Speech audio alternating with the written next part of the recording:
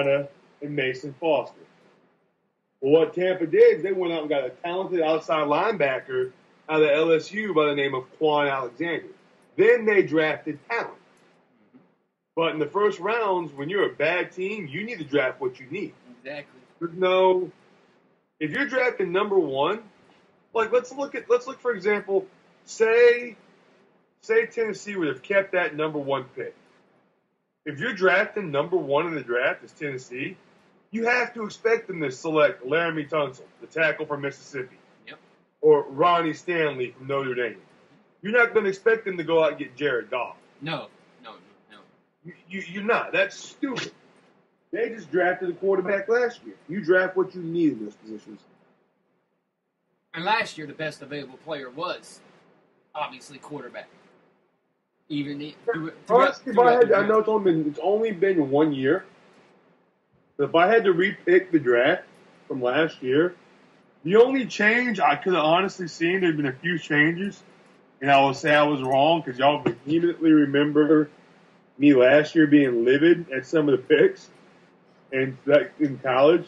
I would have seen maybe Gurley going a little bit higher. Todd Gurley maybe going in the top 3 or 4. And maybe Melvin Gordon, who I was adamant was the best running back in college football, going a little later. Things like that I could have seen. I could have, Devontae Parker would have went higher. I'm blanking on the kid, the running back from Atlanta. Freeman. Devontae Freeman would have went higher. Hindsight, yeah. But you draft on what you need. You don't draft on talent when you're drafting that early. Yeah, exactly. Like I said, talent gets you fired. Okay, fair enough. Start with you, Kevin. What do you want to see your personal team accomplish in the draft? Anything but Joey Bosa. Can I weigh in on this, Kevin? How about a draft pick that doesn't get hurt the first day of OTAs? That too. That broke my heart. We don't even want to discuss this. We'll have 2 first-round picks this year. Well, if he comes back healthy, that eliminates the need for Joey Bosa. If he comes back, well, no, it doesn't, because we have a bunch of fat guys and one fast guy. Where we need more, we need more fast guys. But Joey Bosa is not fast or anything. To me, he's the most overrated player in this whole entire draft. Joey Bosa, if anybody in the top 10, and again, last time we did a draft, 2 years ago, I'll admit again I was wrong. I said Khalil Mack was going to be a bust out of Buffalo, the University of Buffalo. He proved me wrong. But Joey Bosa has what I call the Mike Mamula factor. A lot of y'all might not remember back in 1995, the Philadelphia Eagles selected Mike Mamula from Boston College. Mike Mamula was projected before the combine to be a 3rd, 4th round pick. He went out, hired a track coach to help him with his 40, hired strength coaches to help him with his bench press, trained for the combine. He put up record numbers at the combine for an outside linebacker defensive end. Got drafted number 8 by Philadelphia, while a young defensive lineman from the University of Miami named Warren Sapp was still available. Mike Mamula was out of the league in 3 years. We already know the story about Warren Sapp. Bosa, when I watched him at the combine, has a lot of that Mike Mamula. He reminds me a lot of Mike Mamula. To me, and just like Jadeveon Clowney, one of the biggest criticisms of Joey Bosa is he takes plays off. He doesn't go hard. The best thing that could happen to Jacksonville if they're going for a defensive end is DeForest Buckner falling down to him. Yeah. But anything but Joey Bosa. Nobody wants Joey Bosa. I've heard a lot of teams shying away from him. It's because is there something I don't know? Does he have off the field issues? You turn on the film of the 2 games where he played first round talent tackles, and they abused him. I know they played Notre Dame and Stanley gave him a handful. And they played Michigan State and dude gave him a handful. And they played Michigan and dude gave him a handful. Anytime he went up against going to be the top 10 pick. Oh, yeah, he's still going to be top 10 just because all the talking heads are talking him up. So he's going to be a top 10 pick, but he's not going to be that good. I just don't think... I'm talking about the two linemen. Oh, yeah, the two linemen are going to be top 10 picks. If you look at Ohio State this year, the questions I bring up on Joey Bosa are, he had Eli Apple in the secondary tying up receivers, and Deron Lee played right behind him. So how good was Bosa? I mean, he's a talented athlete, but he's not a. I hate the term they use, once in a lifetime player. I hate that term. They call Clowney one of those, and I'm about ready to put the bus tag on Clowney already. I mean, unless he shows something this year, I don't think he has a job next year in Houston. They're going to move Clowney to defensive tackle. They are? That's been the thing they've been saying, that they're going to move him to defensive tackle. Put him next to J.J. Watt, and if Vince Wilfork's still there, he'll get numbers by default. Yeah. But I agree with you on the Joey Bosa. To me, he's just one big overrated. I don't want to touch him with a 10-foot.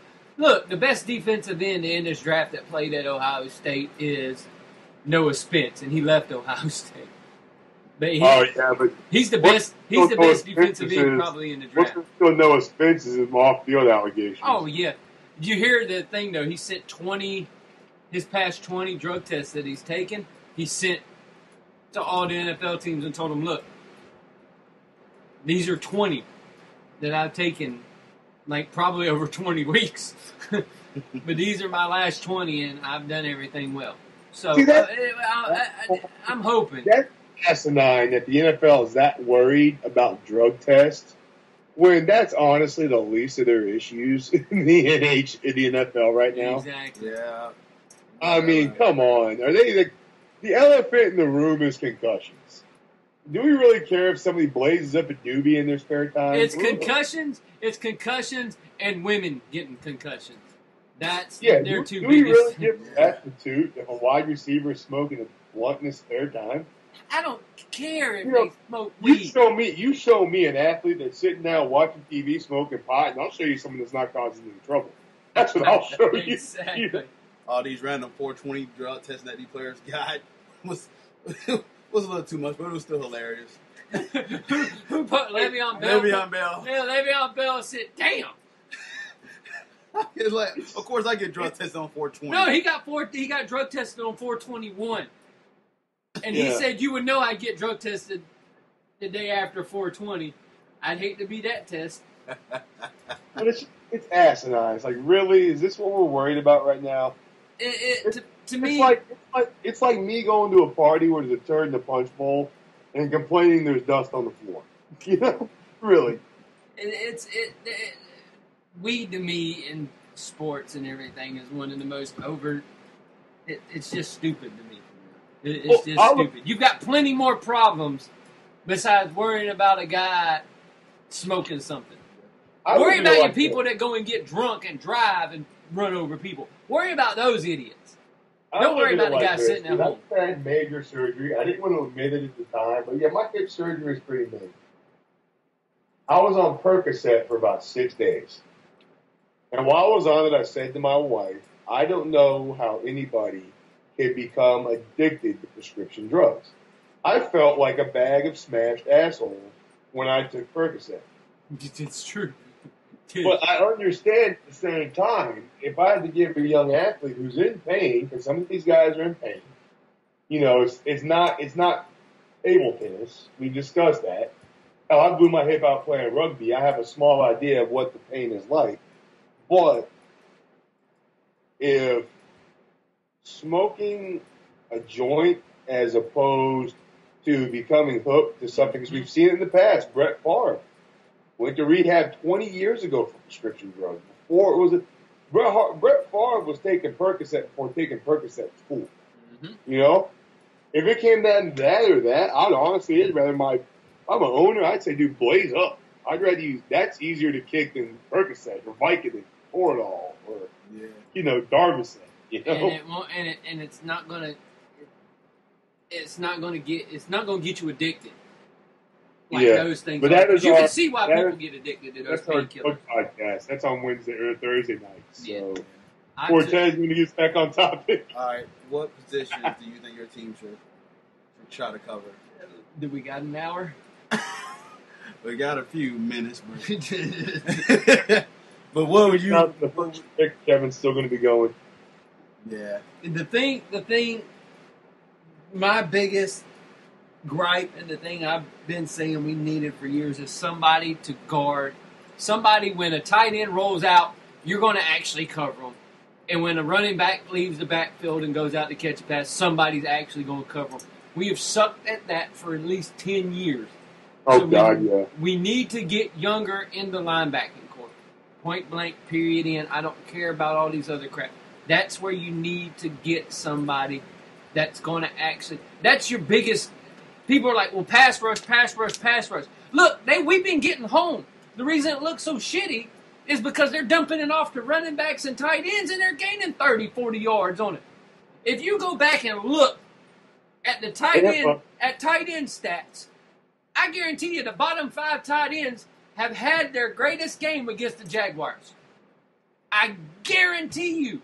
On a personal note to that, Charles Sims had a 120-yard receiving game. Exactly. And Doug Martin had 70 in that game, including the game-winning touchdown. And that's what I'm saying. You can see this big, gigantic, glaring weakness, and that's it. Not pass rush, not all this stuff. You can develop a pass rush. You can get to the quarterback. You can create pressure. But when you create that pressure, if you ain't got nobody to stick a little dude that's standing right next to the quarterback going, hello, and catching the ball and gone, then what good is having the pass rush and what good is creating this pressure? Right. Get someone to guard somebody. Because right now we ain't got nobody that can do it. No one. We went and spent money to get some of these guys in that are going to shore up the defense on certain ends. Right. But you still ain't got nobody to do that job. Find someone to do that job. That's all I ask. Gotcha. All right.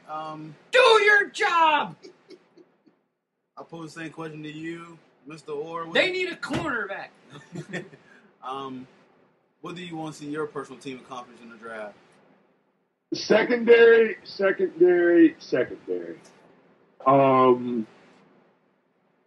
I look at the defense.